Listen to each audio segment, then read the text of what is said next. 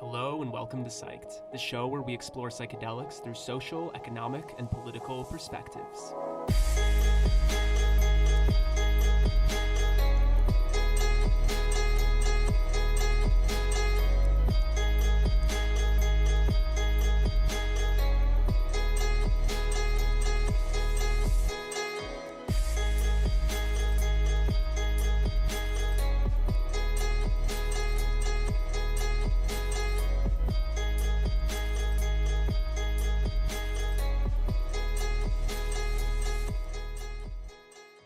Welcome to Psyched, the show where we explore psychedelics through social, economic, and political perspectives.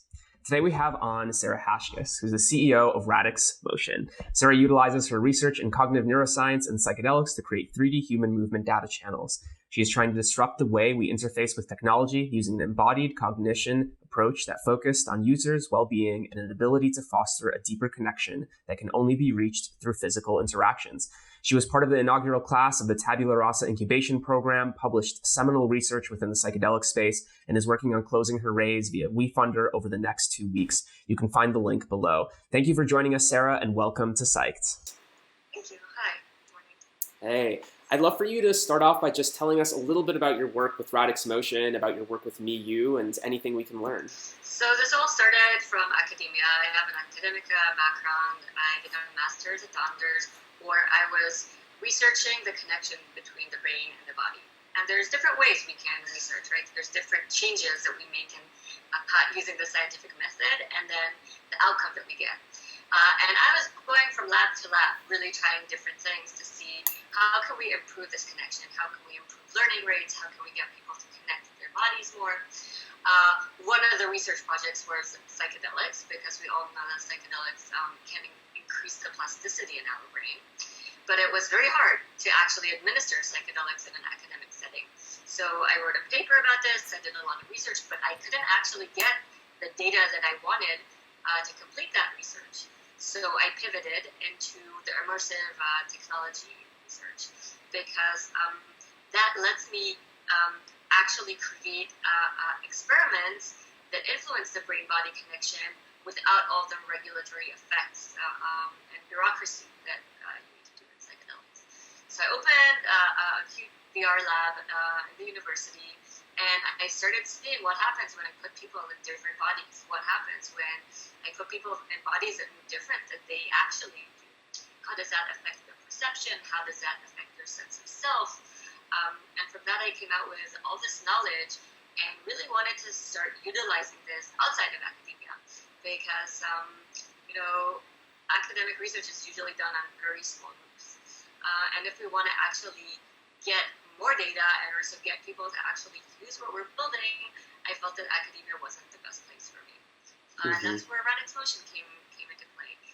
Create something that can be utilized by everyone to help them connect to their bodies, to have fun, to get different perspectives about themselves, and to be able to communicate these perspectives to their friends for new ways. Definitely. There are several companies right now working on creating psychedelic compounds that actually remove, I guess, the trip or the psychoactive experience. From what it sounds like, Me and Radix Motion, everything that you're doing really allows for you to actually simulate without the substance what it feels like to have certain psychoactive experiences, synesthesia perhaps. I'd love for you to talk a little bit more about that.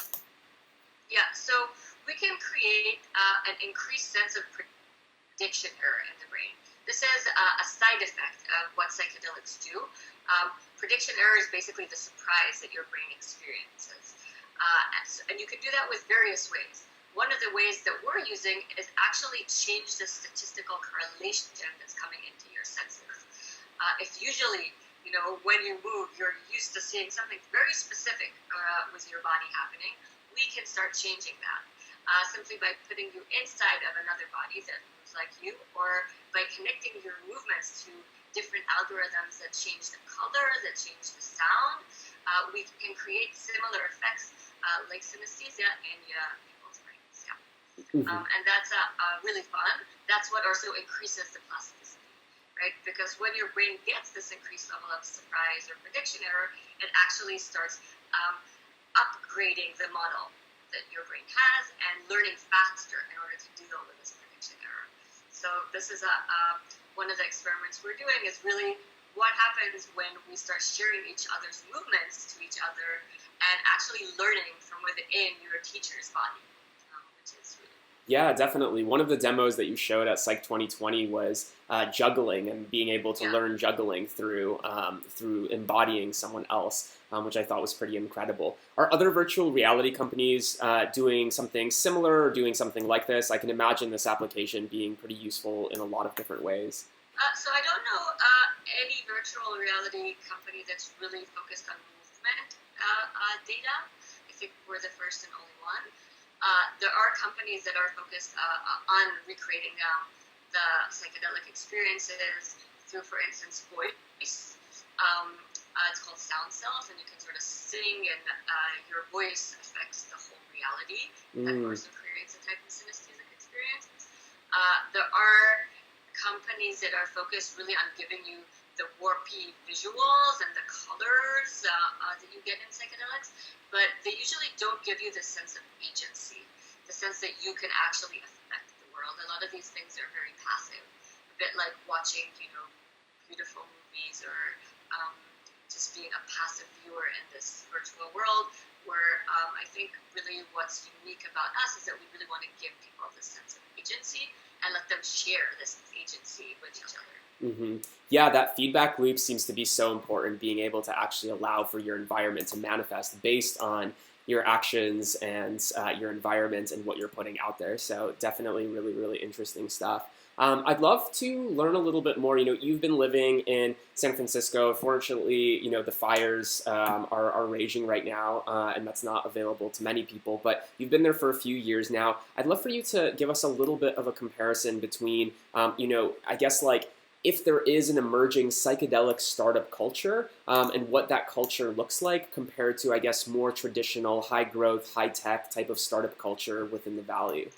So I can say this, right? Like first of all, the VR whole sphere and companies are new, similar to the psychedelic companies, right? It's really a new and immersive space, and the people I think that are drawn to it are doing it because they're passionate.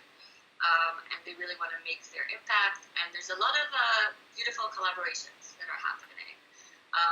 People are in the incubator that I was part of it. We were very happy to share data, to share resources. And that's something that I don't think necessarily exists in other domains and other verticals. And that's something that I've been enjoying a lot. And I think it brings, the whole idea about the psychedelic cultures, can we create deeper connections, right? And why does that need to stop when we're talking about companies? Can we create companies that actually are aligned to their users' well-being as well as cooperating with other companies? Does it always have to be a cutthroat, competitive environment? And I think a lot of the companies that I'm encountering feel the same way. We want to create something that's impactful. We want to create something that is economically sustainable and, of course, returns our investors money and is worthwhile within this capitalistic world that we're still living in. But we also want to really do it in a different way. We want our employees to actually be engaged and happy and taken care of. And we want our mental health. Like, there's so much stress. Being a founder, it is one of the most stressful jobs that a person can choose for themselves, right? So there's a lot of support structure in founders talking to each other and really trying to get these things off the ground. One of the things that you mentioned was investment, and I would really love to hear also your perspectives, not just on the differences between startup cultures, but also investor profiles. Have you seen a different, breed of investor within the psychedelics ecosystem, or do you feel like, everyone's pretty much the same and there's just either a different language being used or more virtue signaling? It feels like there's, a bit of both, but would love to hear your thoughts. So, I'm going to be very honest.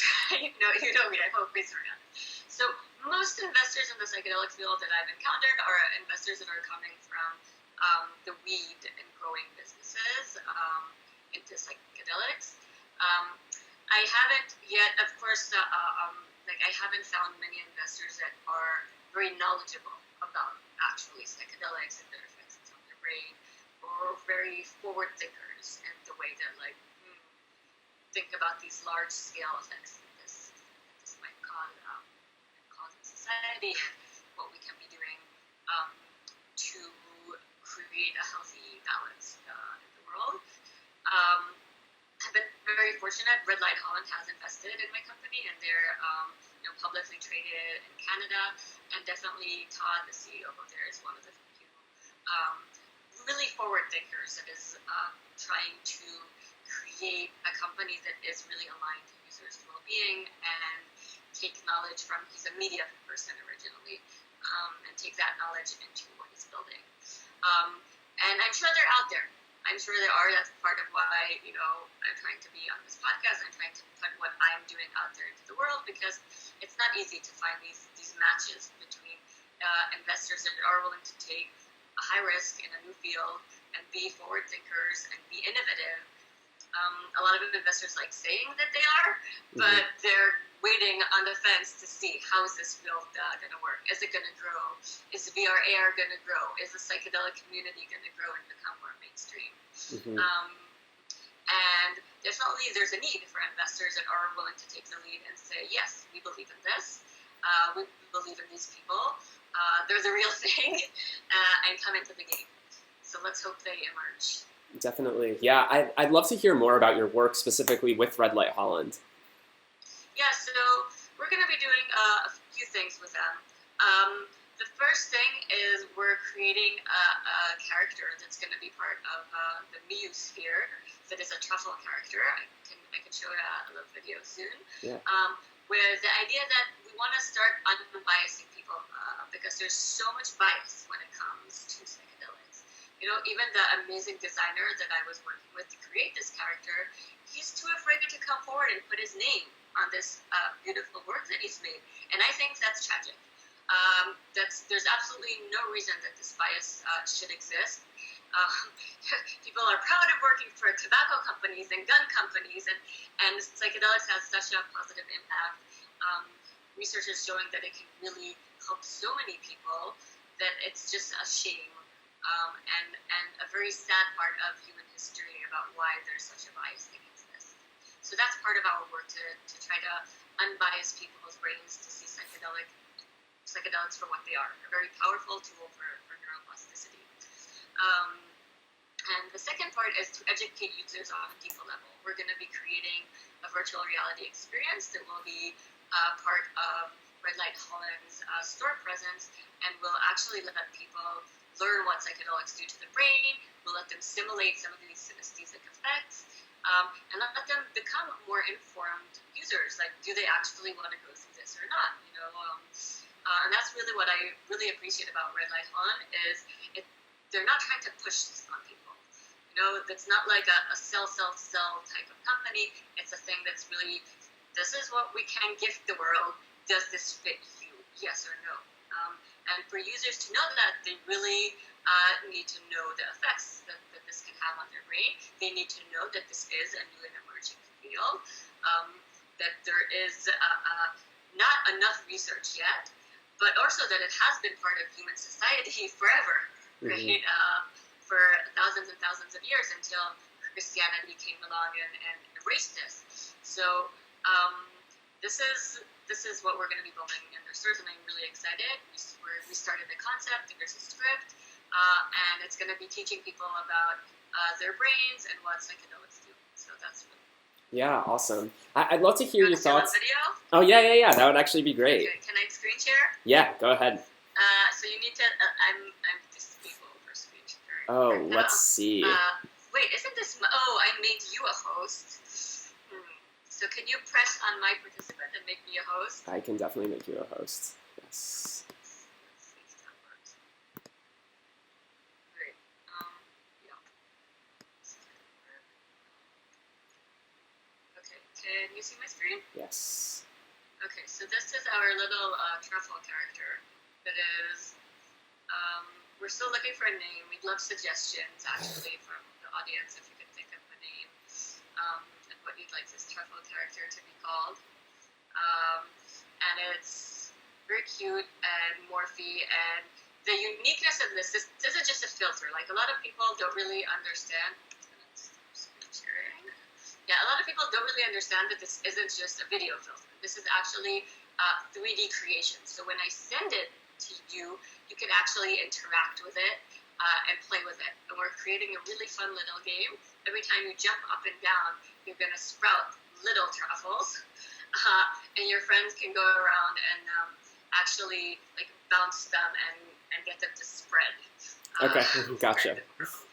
So, and our goal is really, like the Radix Motion goal is to get people to move more.